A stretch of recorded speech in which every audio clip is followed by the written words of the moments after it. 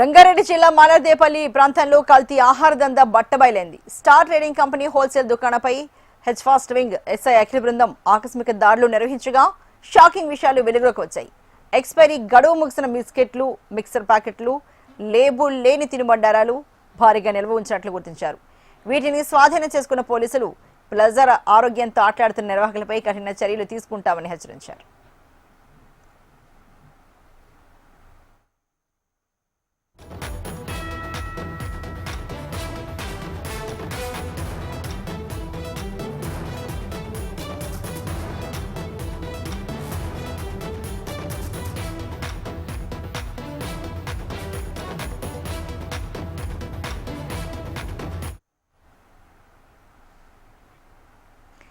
రంగారెడ్డి జిల్లా మాలర్దేపల్లి ప్రాంతాల్లో కల్తీ ఆహార దందా బట్టబయలైంది. స్టార్ ట్రేడింగ్ కంపెనీ హోల్సేల్ దుకాణంపై H fast wing SI Akhil బృందం ఆకస్మిక దాడులు నిర్వహించగా షాకింగ్ విషయాలు వెలుగులోకి వచ్చాయి.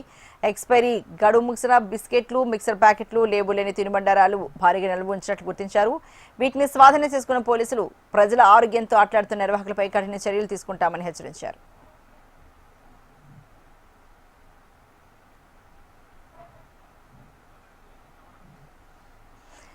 ఈ దేశకు సంబంధించి మరింత తాజా సమాచారాన్ని మా హైదరాబాద్ బ్యూరో చీఫ్ రమణ అందిస్తారు. రమణ, అసలు ఆహార కల్తీ లేనిది ఎక్కడ వెతుక్కోవాలి అన్నట్లుగా పరిస్థితి తయారైంది.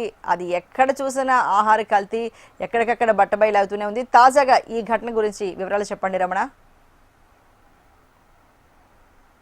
పాల నుంచి నీళ్ళ వరకు ప్రతిదీ కల్తీయే, కల్తీ లేనిదంటూ లేదు. కల్తీకి ఏది అనర్హం కాదంటేనే ప్రస్తుత నగరంలో పరిస్థితి తయారైంది. అయితే ఇక్కడ మనం మాట్లాడుకోవాల్సింది కేవలం ప్రస్తుతం దాడులు చేస్తున్న సందర్భంగా బయటపడుతున్న విషయాలు ఇవన్నీ. అంటే మామూలుగా ప్రతి చోట ఈ కల్తీ ఉంది.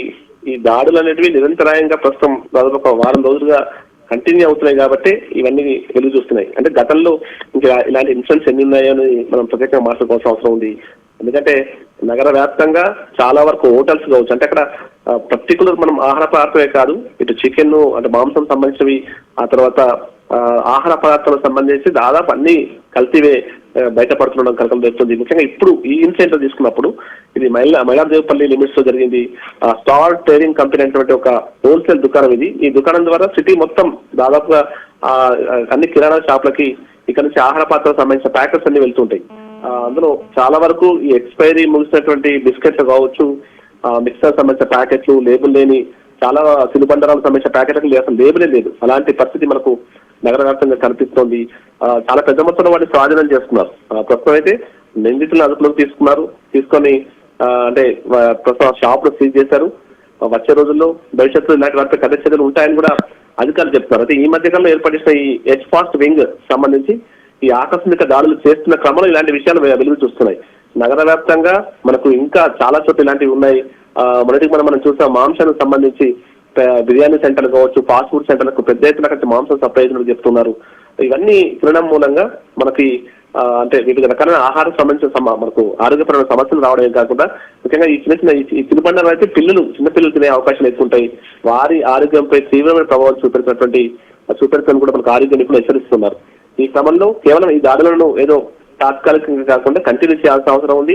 ముఖ్యంగా ఏదైతే ఈ టీమ్స్ అనేటివి ఎప్పుడు నిరంతరాయంగా దాడులు చేస్తూ పర్యవేక్షణ చేస్తుండడం మూలంగా కొంత మేరకైనా ఆహార కల్తీ మనం అరికట్టే అవకాశం ఉంటుంది. ఈరోజు అసెంబ్లీలో ఇంతకుముందు రేవంత్ రెడ్డి కూడా మాట్లాడిన సందర్భంగా ఆయన చిట్ చాట్ లో మీడియా మిత్రులతో మాట్లాడినప్పుడు ఆయన కొన్ని అంశాలు ప్రత్యేకంగా మాట్లాడారు. హైదరాబాద్ తరహాలోనే ఈ ఆహార కల్తీకి సంబంధించి కూడా ఒక ప్రత్యేక టీంలను రెడీ చేస్తామని చెప్తున్నారు. నిజంగా అలాంటి ఒక చర్య అంటే అలాంటి ప్రక్రియ కొనసాగితే, అలాంటి ఒక ప్రత్యేకమైన టీమ్స్ దీనికి ఉంటే మాత్రం మన వచ్చే రోజుల్లో ఈ ఆహార కల్తీ నుంచి బయటపడే అవకాశం ఉంది.